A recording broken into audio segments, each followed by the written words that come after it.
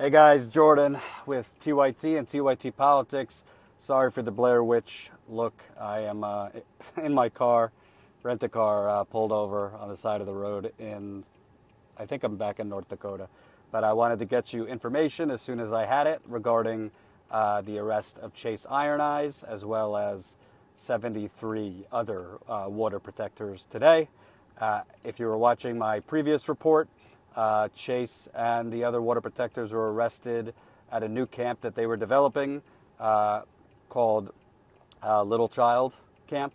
That camp was right across from the main Ocheti-Socoan camp over the backwater bridge.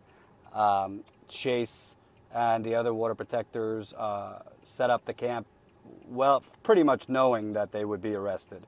Now the camp is on, according to Morton County, private land, but Chase and the other water protectors took a stand today for treaty rights, since that land and Ocheti-Socoan and all of this land is by treaty law the land of the Standing Rock Sioux tribe.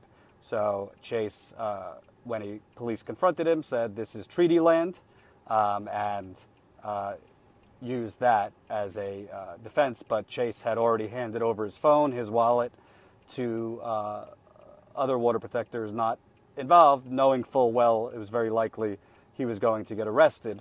You should know that from sources that were on the ground, the officers basically told Chase, if anything happens here, we are going to pin it all on you. All the charges against other water protectors if other water protectors are arrested, they're going to bring it back to you, calling him a camp leader, calling him, somewhat of a ringleader, calling him basically inciting a riot, all the cockamamie things that they have been doing to try to railroad leaders in camp.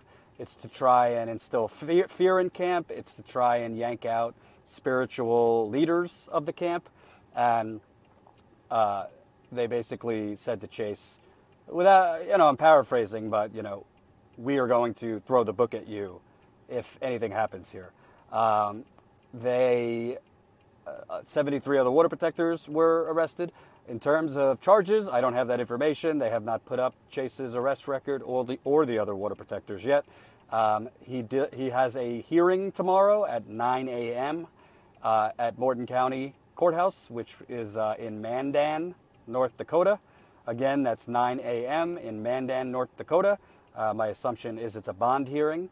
Unfortunately, I do think they're going to throw the book at him, so I wouldn't hold my breath that they're going to let him out. However, Chase is a lawyer. I think he's a smart guy. I think he knows what he was doing. So hopefully he has good legal representation. And like I said, he and the other water protectors are citing treaty land and treaty rights for them setting up camp right above Backwater Bridge. I will tell you the truth. I think that they are going to throw the book at Chase. It wouldn't surprise me if they throw reckless endangerment at him, inciting a riot, trespassing, all sorts of things that they have thrown at other leaders as well as journalists. Remember, Amy Goodman was originally charged with inciting a riot, which is a joke. But again, 9 a.m. in Mandan. I don't have the charges for Chase. I spoke with people who know Chase well. They also don't know the charges. It's quite possible Chase doesn't know the charges yet. So I don't know the charges. I'm just speculating what they could throw at him. But like I said, it's not just Chase. There were 73 other water protectors arrested, and right now they're essentially trying to find space for them, transfer them. I don't know the conditions. As we know, in the past, they have put water protectors in dog kennels, so I cannot tell you what the conditions are where they're being put. But I did receive a call from a source very close to Chase who was handed Chase's phone and wallet before he went up to the new camp. So Chase will be there overnight. Presumably the other water protectors will be there overnight. And Chase's hearing will be at Mandan at 9 a.m. Up to you if you're in the area and want to go. Obviously a strong showing of support is always helpful. But what I think they're doing is trying to systematically arrest and detain spiritual leaders in camp. Camp leaders, whether it's a spiritual leader like Chase, whether it's leaders that do security for camp, other leaders that are known on the front lines. To me, that is what they're doing. They're trying to railroad Chase and others. Now, I should say, to be clear, although it is treaty land, as per the 1851 and 1868 treaty, according to the U.S. government, he was on private land. So, that's the government saying that. I believe this is treaty land. However, it's not clear if they were given permission to be on that land. My assumption is they were not. I should also be honest and tell you there was a vehicle set on fire today, apparently from a water protector. So I can't sugarcoat. If that kind of stuff happens, it happens few and far between. But to my knowledge, a vehicle was set on fire.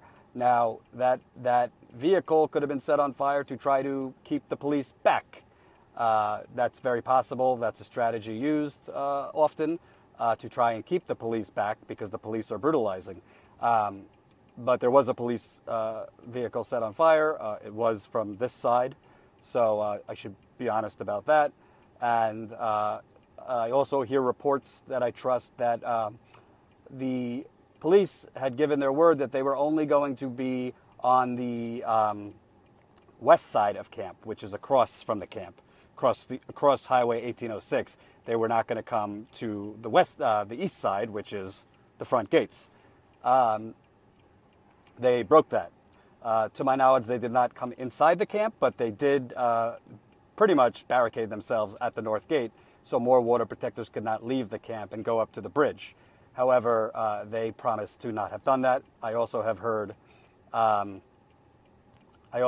that water protectors were rammed into barbed wire by police. So make no mistake, the police is not innocent here. The police was militarized. The police came in Humvees and other militarized equipment. And I think that they are going to try and railroad Chase Iron Eyes through the legal system here. If you saw my reporting yesterday from Michael Marcus's hearing, it's very obvious to me they're trying to criminalize being a camp leader.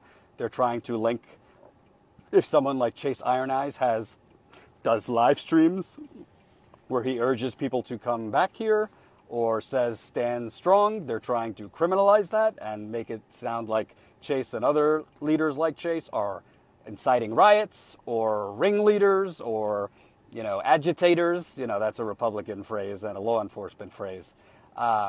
It's not a crime in America to be a spiritual leader. It's not a crime in America to urge people to come back and peacefully protest.